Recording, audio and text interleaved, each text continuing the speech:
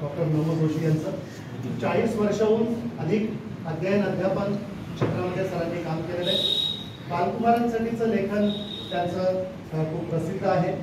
बालभारती असेल, बालचित्रवाणी असेल, अशा अनेक संस्था संघटनांवर सरांनी विश्वस्त म्हणून सल्लागार म्हणून त्यांना मार्गदर्शन केलेलं आहे। इंग्रजी, हिंदी, मराठी या भाषेबरोबरच सिंधी या भाषेवर सरांचं प्रभुत्व आहे।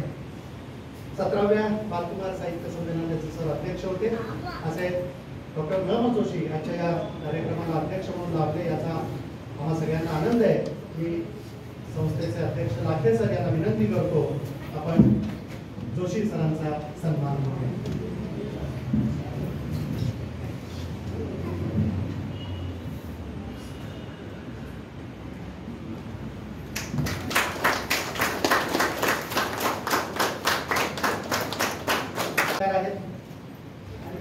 बालभारतीमध्ये इंग्रजी विषयाची जी काही पाठ्यपुस्तकं प्रामुख्याने आहेत त्या पाठ्यपुस्तकांमधली चित्र काढण्याचं काम सरांनी केलेलं आहे। आंतरराष्ट्रीय पातळीवरचे खेळाडू असतील, राजकारणी असतील यांची चित्र काढून त्यांना ते आवर्जून भेट देत असतात। त्याच्यामध्ये अगदी देशाचे पंतप्रधान असतील, नामवंत क्रिकेटपटू सचिन तेंडुलकर असेल आणि असे अनेक मान्यवरांची चित्र सरांनी काढलेली आहेत। त्यांची सगळ्यात महत्वाची ओळख जी आपण सर्वजण जाणतोच, चिंटू।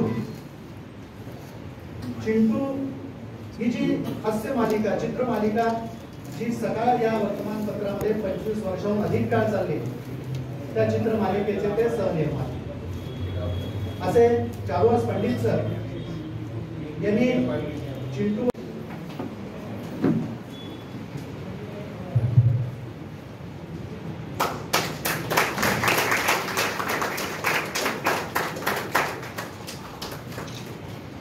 क्षेत्राला ज्यांनी स्पर्श केलेला आहे अशा मंदाताई खांडगे, ज्येष्ठ कवी, शिक्षण तज्ञ ग्रह पाटील यांच्या त्या कन्या आपण सर्वजण जाणतोच। बालकुमारांसाठी त्यांचं लेखन जवळपास 25हून अधिक पुस्तकं त्यांनी,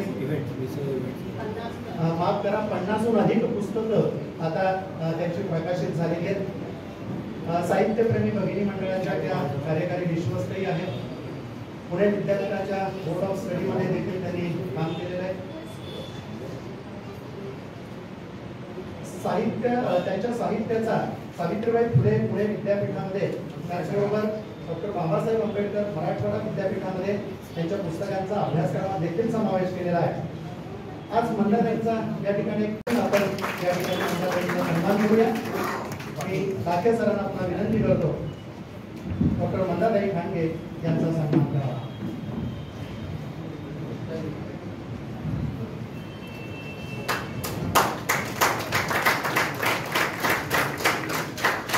अधिक वर्ष जे काम करतायत, लोकमंगल ग्रुप शिक्षण संस्थेचे ते अध्यक्ष आहेत। त्या माध्यमातून विविध उपक्रम ते राबवत असतात।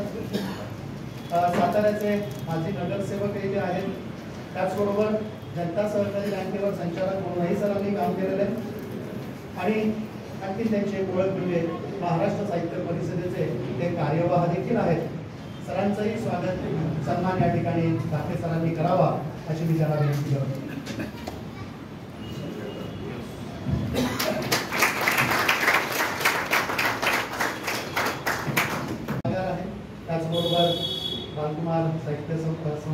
माझे अध्यक्ष देखील आहेत. वैद्यकीय क्षेत्रामध्ये त्यांनी नाव कमवलेलंच आहे. त्यांचं वैशिष्ट्य म्हणजे 22 वर्ष जवळपास झोपडपट्टीसारख्या ग्रामीण भागामध्ये त्यांनी वैद्यकीय सेवा दिलेली आहे. हे करत असतानाच लेखनाकडेही त्यांचा कल होता. टीयूची डायरी आपल्या सगळ्यांना परिचित आहे की त्याला साहित्य अकादमीचा पुरस्कारही मिळाला. त्यांची आणखीन एक ओळख अशी की ते चांगल्या गीतकार देखील आहेत. ते अनेक नामवंत चित्रपट, त्याच्यामध्ये आता नुकताच येऊन गेलेला धर्मवीर सिनेमा असेल, त्या धर्मवीर सिनेमामधलं गाजलेलं गाणं भेटला विठ्ठल माझा भेटला विठ्ठल, त्याची रचना संगीताताई बर्वेंनी केली. तुम्हाला लव असेल अशा सिनेमांसाठी देखील रचना करण्याचं काहींनी काम केलंय. मी लाखे सरांना पुन्हा विनंती करतो त्यांनी संगीता बर्वे यांचा सन्मान करावा.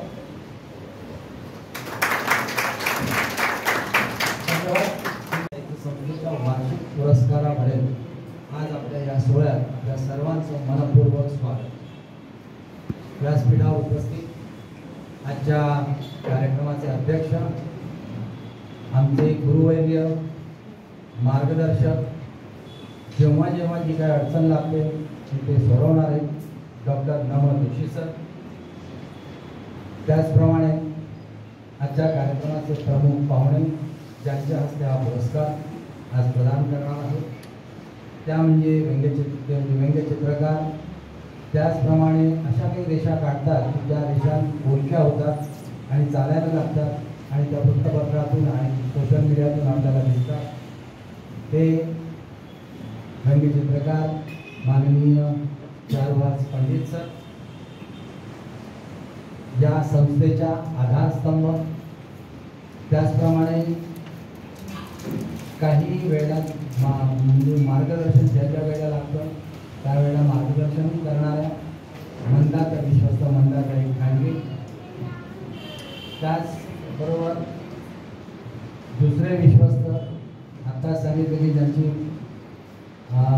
संस्था आहे, पतसंस्था आहे आणि शाळा आहे, त्या शाळेच्या माध्यमातून मुलांसाठी विविध काम करणारे श्री शिरीष चिटणीस सर आणि आमच्या सल्लागार ज्या लेखिका कवयित्री आहेत, मुलांसाठी मुलांमध्ये आवडते आहेत, त्या म्हणजे संगीता बर्वे. आणि त्याचप्रमाणे उपस्थित मंडळींमध्ये मला ते दिसत आहेत, काही कुंभलेकर दिसत आहेत, आम्ही गुप्ते दिसत आहेत, तर शोभा धामस्कर दिसत आहेत, त्या गोव्यावरून मला असं वाटतं आलेले आहे. तर अशी काही मंडळी, जी मंडळी आपण सर्व मंडळी मुख्य म्हणजे पुरस्कारार्थी ज्यांना आज पुरस्कार मिळालेला आहे आणि सर्व रसिक चरण. अमरेंद्र भास्कर मराठी बालकुमार साहित्य संस्था ही 2017 पासून अविरत काम करते आहे.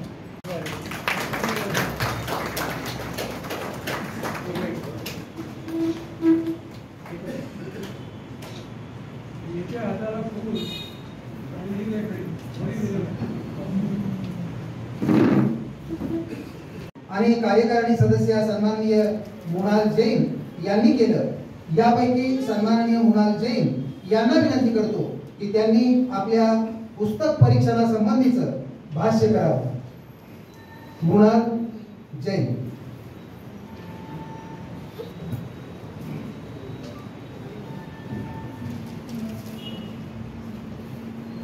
धन्यवाद.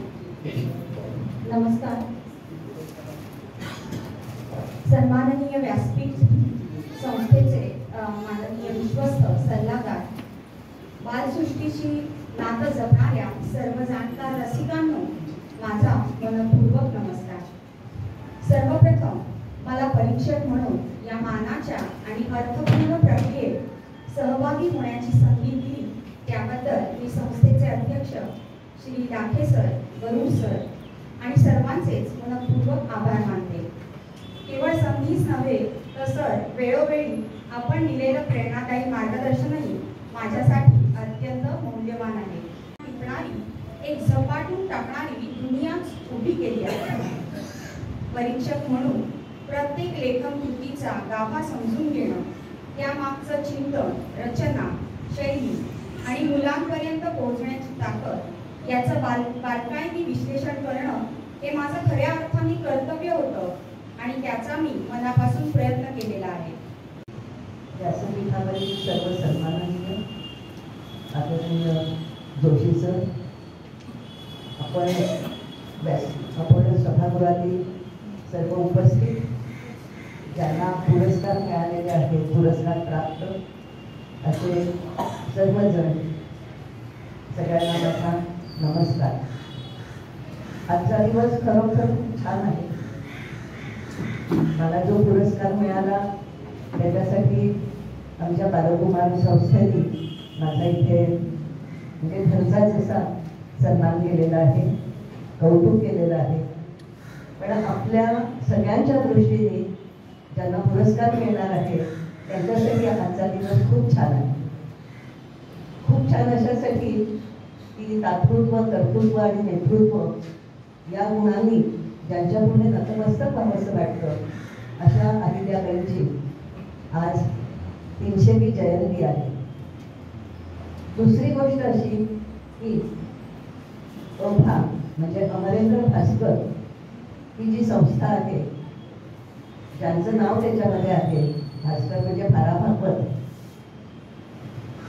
त्यांची आज 115वी जयंती आहे. तेव्हा ज्यांच्यासाठी आपण या संस्थेचं नाव घेतलेलं आहे त्यांच्या जयंतीच्या दिवशी, 115व्या जयंतीच्या दिवशी आज हा कार्यक्रम इथे संपन्न होतो आहे. ही खूप मोठी, माझ्या दृष्टीने खूप मोठा हा छान प्रसंग आहे.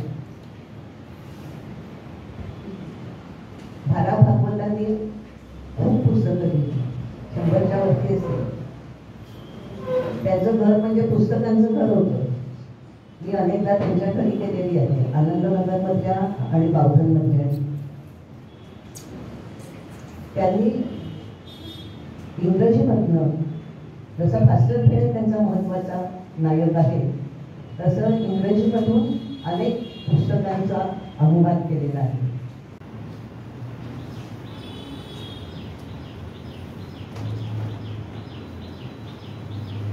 सर्व बालसाहित्यप्रेमी, बालसाहित्यिक, इथे जमलेले सर्वजण, यांच्या चेहऱ्यावर मला एक स्पष्ट जाणवते, ते म्हणजे पुढील पिढीवर असलेला विश्वास. कारण हा जो सर्व घाट आहे हा पुढील पिढीसाठी चालू आहे आणि त्यात जे उत्तम काम करतायत त्यांना पुरस्कार देण्यासाठी इथे मला बोलावलं, याबद्दल अमरेंद्र भास्कर साहित्य बालकुमार साहित्य संस्था यांचे मी मनापासून आभार मानतो. याचं मला खूप अप्रूप वाटतं. हे बघत असताना आपण शहरात बघतो, पण एवढं काळजीचं कारण नाही असं अनेकदा मला, कारण वेगवेगळ्या ठिकाणी कार्यक्रमांना बोलावलं जातं आणि तिथे अजूनही अनेक मराठी शाळा ज्या खूप चांगलं काम करतायत हे दिसतं. आणि या शाळा जेव्हा हे काम करताना बघतो तेव्हा मराठी भाषेबद्दल एक खूप चांगला सकारात्मक विचार येतो मनात. खरं तर जेव्हा एखादा आपण बालकुमार साहित्य तयार करतो तर खरं तर हा आपल्या राष्ट्राची पायाभरणी असं मला वाटतं. हे सर्वजण जे आहेत ते आपल्या राष्ट्राची पाया, कारण हीच मुलं पुढे जाऊन काहीतरी मोठं करणार असतात आणि मग विज्ञान, इतिहास, गणितासारखा सुद्धा विषय यात आहे, किंवा कला, विनोद, साहस, असे अनेक विषय हे सर्वजण कव्हर करत असतात आणि त्यातनं ही पुढच्या पिढीसाठी काहीतरी एक चांगलं देत असतात. सर्व प्रकारच्या लेखनामध्ये अर्थात कादंबरी, कथा संग्रह, एकांकिका, कविता संग्रह, बालसाहित्य इत्यादी एकूण 28 पुस्तकं प्रकाशित आहेत. 5 कविता संग्रह त्यामध्ये समाविष्ट आहेत. महाराष्ट्र साहित्य परिषद पुणे यांचा विशेष ग्रंथोत्तेजन पुरस्कार प्राप्त आहे. प्रतिमा पुरस्कार पुणे महानगरपालिका गुणवंत नागरिक सन्मान यांना प्राप्त झालेला आहे. महाराष्ट्र साहित्य परिषद चिंचवड यांचा उत्कृष्ट बालसाहित्यिक पुरस्कार कथासंग्रह त्यांना मिळू द्या. आणि गौडसांचे फुल या कथासंग्रहाला साहित्य विहार, पद्मगंधा प्रतिष्ठान, सेतुबंध प्रतिष्ठान आणि माय मराठी प्रतिष्ठानचा पुरस्कार प्राप्त झालेला आहे. म्हणजे एका पुस्तकाला या अनेक पुरस्कार प्राप्त अभ्यासन केलेलं आहे. त्यांचं पुन्हा एकदा मी अभिनंदन करते आणि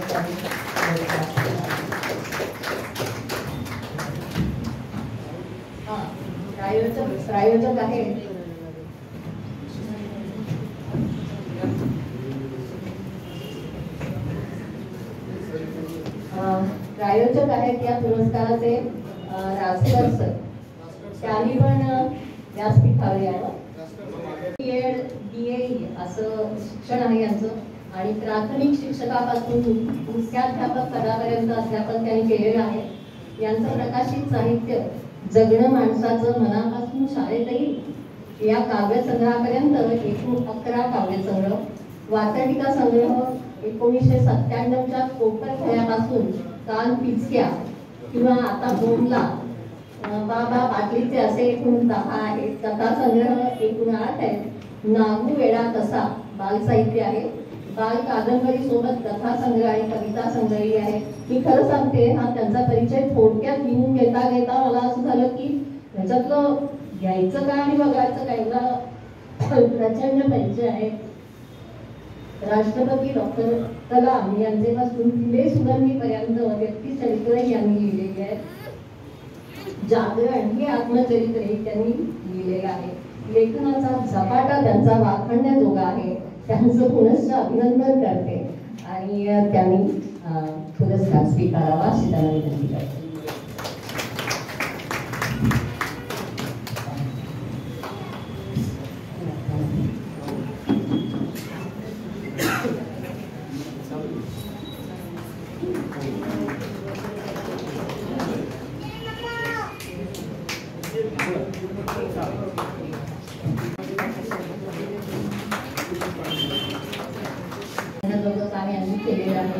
आईची माया बालकथा संग्रहापासून मुळातले भूत या 31 पुस्तकांचं लेखन सदाकर यांनी केलंय. बालकविता संग्रह, गंमत गाडी, पाऊस आणि जंगलगाडी 3 बालकादंबऱ्या प्रकाशित आहेत. मोठ्यांसाठी सदाकर यांचं लेखन आहे. आवनी हा कविता संग्रह, 21 कथा संग्रह आहे, 6 कादंबऱ्या आहेत. मनातलं गाव आणि ठरवलेलं गाव हे ललित लेखसंग्रही प्रसिद्ध आहे. अनुवादित लेखनही यांनी केलेलं आहे. प्रत्येक क्षेत्रात यांची कामगिरी लेखनाच्या प्रत्येक क्षेत्रात आहे. छान आहे. विशेष म्हणजे दुसरीच्या अभ्यासक्रमात पाऊस कविता आणि 4थी 5वी साठी कमाई बालसंग्रहाची ग्रंथालय पुस्तक योजनेत निवड झालेली. एकूण यांना 24 पुरस्कार प्राप्त झालेले आहेत. आता हा 25वा पुरस्कार स्वीकारावा असे मी त्यांना विनंती करते. वाघ सरांनी फोटोसाठी स्पॉन्सर केलेला आहे हा.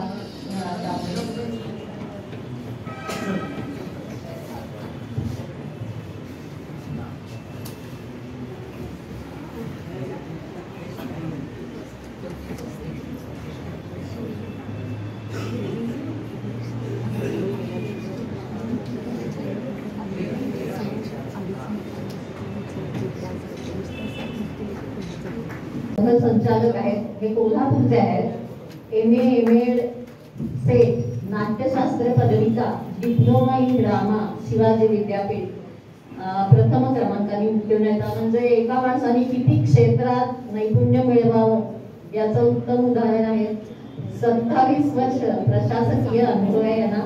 त्याखेरीज बाहुली नाट्य विभाग प्रमुख पुणे, आकाशवाणी पुणे वृत्त निवेदक, नभोनाट्य कलावंत म्हणूनही गोंधळेंनी काम केलेलं आहे.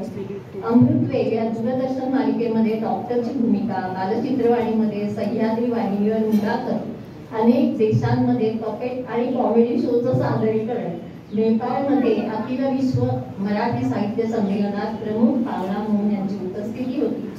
सूत्रसंचालन आणि निवेदन यामध्ये गौरवास्पद काम. एक व्यक्ती किती क्षेत्रात कोणकोणती भूमिका पार पाडू शकते याचं ठळक उदाहरण म्हणजे गोंधळी सर आहेत. मी त्यांना विनंती करते की त्यांनी हा पुरस्कार स्वीकारा. हां, हेमंत जैन यांनी या पुरस्कारासाठी व्यासपीठावर यावं.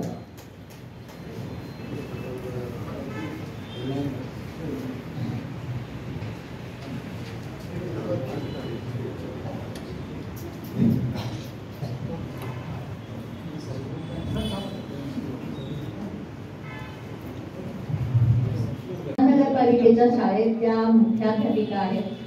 चंदन पाखरू, राणी तुकोबाची हे लेखसंग्रही आहेत. आणि विशेष म्हणजे त्यांनी अभंग मेघदूत लिहिलेला आहे. म्हणजे कालिदास रचित मेघदूताचा हा मराठी अभंग वृत्तातून अनुवाद आहे. हे खरंच विशेष काम आहे. मी त्यांचं मनापासून अभिनंदन करते. आणि त्यांनी आपला पुरस्कार घ्यावा. आणि शेवटकर यांनी व्यासपीठावर यावं अशी मी त्यांना विनंती करते या पुरस्कारासाठी.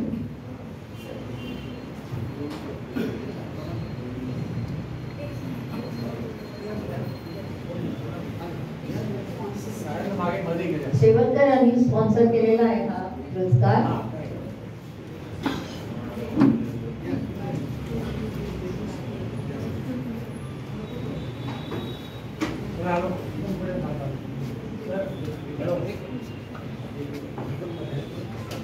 ISC शिक्षण झालेलं आहे. समाजातील ज्वलंत प्रश्नावर विपुल लेखन यांनी केलेलं आहे.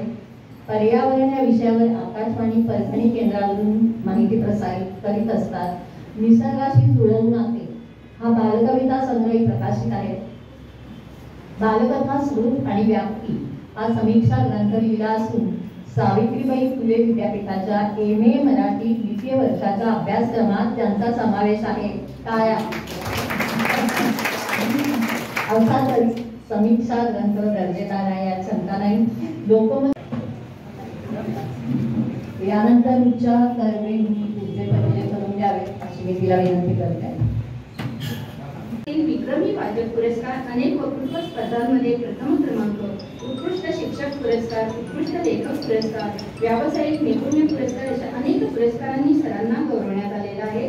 आणि यात डॉक्टरांना चरित्र या विभागात थोरांचे बालपण या पुस्तकासाठी दैत्यशील काकासाहेब जगताप यांच्या स्मृतीप्रित्यर्थ माननीय विजय जगताप पुरस्कृत राज्यस्तरीय उत्कृष्ट मराठी बालसाहित्य पुरस्कार 2024 प्रदान करण्यात येत आहे.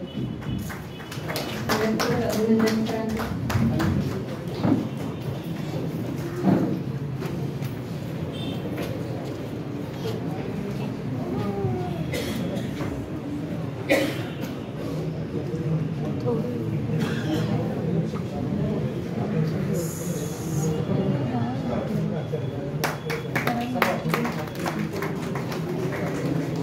माझी पीएचडी विनोबांच्या भूदान चळवळीवर आहे. विनोबांना 42 लाख एकर जमीन मिळाली होती. ते म्हणाले त्या भूमीचा स्पर्श माझ्या हाताला झालेला नाही. महाराष्ट्रामध्ये आजपर्यंत मला जेवढी बक्षिसं मिळाली त्यातलं एकही बक्षीस मी रोख किंवा अन्य स्वरूपात स्वीकारले नाही. ते त्या संस्थेला परत केलेलं आहे. गरुड सर आणि परीक्षकांनी जो मोठेपणा दाखवला त्याबद्दल मनपूर्वक धन्यवाद. आणि ज्यांचं आहे त्यांच्याकडे ते गेलेलं बरं, मनपूर्वक धन्यवाद. न्यू इंग्लिश स्कूल कुरसुंगी पुणे येथे कार्यरत. याशिवाय राज्य उपाध्यक्ष कला क्रीडा संघटना महासंस्था, अनेक प्रायोगिक नाटके, 4 मराठी व 1 हिंदी चित्रपट यामध्ये अभिनय सुद्धा सरांनी केलेला आहे. राज्यस्तरीय उत्कृष्ट बालसाहित्य पुरस्कार आहे. मी सरांना विनंती करते की त्यांनी त्यांचा पुरस्कार स्वीकारावा.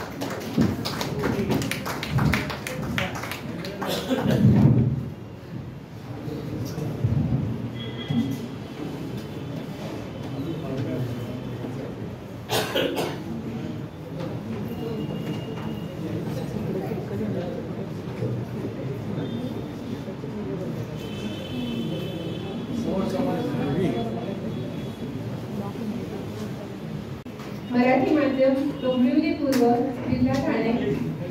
अवघ्या 14 वर्षे वयात ही आपली साहित्यिका अनेक शालेय, आंतरशालेय स्पर्धांमधून काव्य आणि वक्तृत्व स्पर्धा पारितोषिके प्राप्त आहेत. PCET इन्फिनिटी रेडिओवर 1 तासांचा कवितांचा कार्यक्रम तिने केलेला आहे. आकाशवाणी मुंबई गंमत जमत कार्यक्रमात तिची मुलाखत झालेली आहे. वयम आणि चिकूपिकू मासिकात तिच्या कविता प्रसिद्ध आहेत. डिसेंबर 2024 मध्ये ती 8वीत असताना चिनूच्या गोष्टी हा पहिला बालकथा संग्रह प्रकाशित झाला, ज्याला मराठी साहित्य मंडळ ठाणे यांचा राज्यस्तरीय पुरस्कार देखील मिळाला आहे. सूर्योदय समावेशक मंडळाकडूनही याचा पुरस्कार प्राप्त आहे. हा पुरस्कार चिनू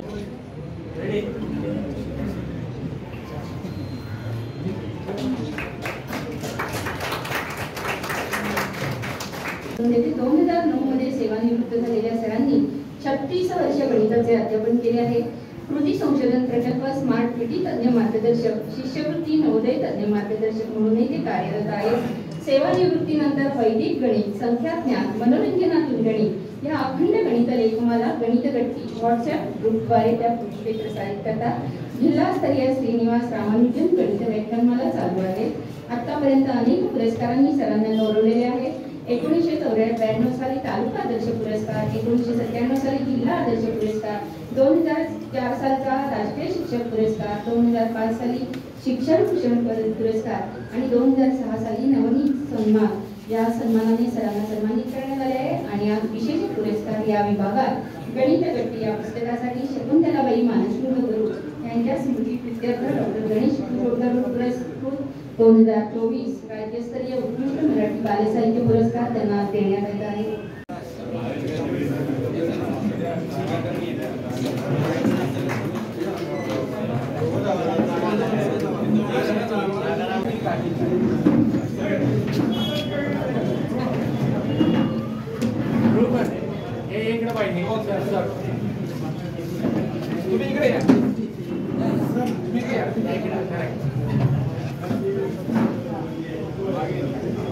सर्व पुरस्कारार्थी एका वेळी या ठिकाणी आज मला कुणाची आठवण येत असेल तर जसं आपण मागे मागे मागे जातो मग आपण कुठेपर्यंत जातो, शेवटी तर आपल्या आईच्या मांडीपर्यंत जातो. म्हणून म्हटलेलं आहे, जिता जागता चालता बोलता परमेश्वर असे हरी, नाव तयाचे मातोश्री. म्हणून देव म्हणत असे, माझे दुसरे नाव तुमच्या दारी. आईचं स्मरण तुम्हाला सगळ्यांना येण्यासाठी, ज्यांना पारितोषिके मिळाली नाही किंवा या ठिकाणी उपस्थित आहे, कारण हा बालकांच्यासाठी कार्यक्रम आहे. त्यामुळे आईची मांडणी हे पहिलं आपलं व्यासपीठ होतं, पहिलं क्रीडांगण होतं, पहिला दवाखाना होता आणि मग तिथं आपण घडलो आणि मग आज इथंपर्यंत आलो. डॉक्टर नवल जोशीचं त्यावेळी 94 वर्ष पाठीमागे वळून पाहतील त्यावेळी त्यांना त्यांच्या आपल्या आईच्या मांडणीची आठवण येईल. त्या संस्थेचे अध्यक्ष रंजन लाखे, आमचे प्रमुख पाहुणे जगावरजी, माझ्या शेजारी असलेले संस्थेचे विश्वस्त शिरीषजी, संगीताताई आणि सर्व उपस्थित पुरस्कार विजेते आणि त्यांच्या बरोबर असलेले त्यांचे सर्व नातेवाईक आणि प्रेक्षक होते. थोडं बोलल्याबद्दल माझी प्रसिद्धी आहेच आणि ती आज मी टिकून ठेवणार आहे असं तुम्हाला दिलासा देऊन टाकतो. हे जास्त का दिलं याचं संयुक्तिक कारण सांगू शकतील का तर नाही सांगू शकत. म्हणजे त्यावेळी त्या परीक्षकाला किंवा मूल्यमापन करणाऱ्याला वाटलं म्हणूनच दिले. अशा वाटण्यामुळे ज्यांना पुरस्कार मिळतात आणि अशा वाटण्यामुळे ज्यांना पुरस्कार मिळत नाही या दोघांचे मी अभिनंदन करतो. म्हणजे ज्यांना पुरस्कार मिळाले त्यांना अशा वाटण्यामुळे मिळाले असं माझं कोणीच म्हणणं नाही. पण एक गंभीर गोष्ट तुम्हाला अनुभवाची सांगतो. प्रत्येक साहित्यामध्ये, प्रत्येक लेखनामध्ये अशी एखादी जागा सापडते की जी इतरांपेक्षा वेगळी आहे आणि मग त्यातून आपल्याला त्याचं मूल्यमापन करता येतं. उदाहरणार्थ, मी माझ्या शाळेच्या विद्यार्थ्यांना रस्ता नावाचा निबंध लिहायला दिला आणि अनेकांनी आमच्या सर्व विद्यार्थी हुशार आणि साहित्य प्राज्ञ झालेले असल्यामुळे भरपूर छान निबंध सगळ्यांनी लिहिले. रस्त्याची भयंकर ओळख भरपूर लिहिली आणि सगळ्यांना 10 पैकी 7, 8 मार्क दिले होते. पण एका विद्यार्थ्याने त्या रस्त्याचं इतरांच्या समोर सगळं वर्णन लिहून सुद्धा सर्वात शेवटचं वाक्य जे लिहिलं होतं तो त्या निबंधाचा फोकल पॉइंट होता. त्यांनी असं लिहिलं होतं की असा असतो रस्ता जो स्वतः कुठेही जात नाही पण सगळीकडे इतरांना घेऊन जातो. This is the focal point of driving. त्याला मी 10 पैकी 9 मार्क दिले. खरं म्हणजे 10 द्यायला पाहिजे होते, पण आपण चिकू असतो परीक्षेत, पैकीच्या पैकी मार्क नाही देत आपण, म्हणून 9 दिले. हे कशासाठी मी सांगितलं की तुमच्या लेखनामध्ये तुम्ही असा काहीतरी एखादा फोकल पॉइंट ठेवा बाजूला की ज्याच्याने तुमचं असलेलं चांगलं लेखन हे बरोबर त्या फोकल पॉइंटच्या बाजूला जाईल आणि तुम्हाला अधिकाधिक पुरस्कार मिळतात, यात काही शंका नाही. पुरस्कार न मिळालं ना, मी मुद्दाम सांगतो की तुम्हाला पुरस्कार मिळाला नाही याचा अर्थ जेवढे 12 पुरस्कार द्यायचे झाले तर त्या 12 पुरस्कारात तुमचं नाव येऊ शकत नाही एवढंच. याच्याकरता मीच एक माझी रोमांचक गोष्ट तुम्हाला सांगतो. मी माझी कशी सुटका करून घेतली होती त्याची. काय राहिलेलं असेल ते आयुष्य राहील, पण उद्याचं काय? उद्याच्या पुढीचं भविष्य भेटतं माहीत आहे. हे असंच जर चालू राहिलं म्हणजे पहिलगाम चालू राहिले, दहशतवाद चालू राहिला, रोज टीव्हीवर येणाऱ्या छळणुकीच्या बातम्या चालू राहिल्या, मी हे विषयांतर करत नाहीये, तर आपलं साहित्य हे आपल्या जीवनाशी निगडीत पाहिजे आणि त्या जीवनाशी निगडीत असलेल्या समस्या या कुठल्याही प्रकारचा उपदेश न करता विद्यार्थ्यांच्या आणि मुलांच्या अंतःकरणाला भेटतील अशा पद्धतीच्या मांडल्या पाहिजेत आपण. त्या जे मांडतील ते खरे साहित्य. नुसतं उडी उडी लिहिणं आणि शब्दांचे फुलवे फुलवणं याला काहीही अर्थ नाही. शब्द बापुडे केवळ वारा. त्या शब्दांना ज्यावेळी पाठीमागे अनुभूतीचा साक्षात्काराचा अर्थ लागतो त्यावेळी त्या शब्दाला वजन लागतं आणि म्हणून आपण साऱ्यांनी तो प्रयत्न करा. आजच्या काळाचा विचार करा. मंगेश पाडगावकरांनी 60 वर्षापूर्वी एका कवितेत सांगून ठेवलं, घराघरात भोगले जेव्हा तुझ्याचे हंस निजले या मनातला प्रकटला पाठवले. अमृताचे पैसा जिंकी अशी ज्ञानेशाची ओवी होती आणि मला नवी अमृत पाहिजे. आता सारे बदलले, आता सारे बदलले, हौशेनं पुढे गेले. विसरा तो जुना हौश रुक्माई करा बाबा, आता ओठा ओठावरती लारी लप्पा लारी लप्पा. लारी लप्पा एक वेळी चित्रपटात गाजलेले गाणं. शाहवास मगाशी म्हणाला मी बोलणारा फारसा नाही, पण त्याच्या एका फटकारीतच किती बोललं. एक फटकार मारला की 2000 शब्द सुद्धा कमी पडतो, असा त्याचा फटकार असतो. त्या अशा कलांच्या माध्यमातून समाजाचं उद्धरण व्हावं ही इच्छा आपण व्यक्त करूया. आणि आता शेवटी फक्त दुसऱ्याच्या कोणाच्या मी गोष्ट सांगणारा मनुष्य आहे.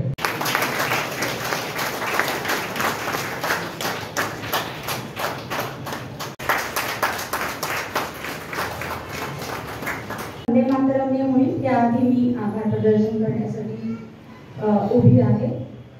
आजच्या या बाल साहित्य पुरस्कार सोहळ्याचा समारोप करताना माझं मन कृतज्ञतेनं भरून येत आहे. सर्वप्रथम या कार्यक्रमाचे प्रमुख मान्यवर अतिथी आदरणीय चारुहास पंडितजी, संस्थेच्या विश्वस्त आदरणीय मंदाताई खांडगे, आदरणीय शिरीष चिटणीस सर, जगम फकरे सर, संस्थेचे सल्लागार माननीय नमो जोशी सर, माननीय डॉक्टर संगीता बर्वेताई आणि ज्यांच्या सुरेल आवाजाने कार्यक्रमाची सुरुवात झाली त्या कुमारी प्रांजली बर्वे. आपण सर्वजण वेळात वेळ काढून इथे उपस्थित राहिला व आमच्या कार्यक्रमाची शोभा वाढवली याबद्दल आपले खूप खूप धन्यवाद. वंदे मातरम गाऊया, वंदे मातरम.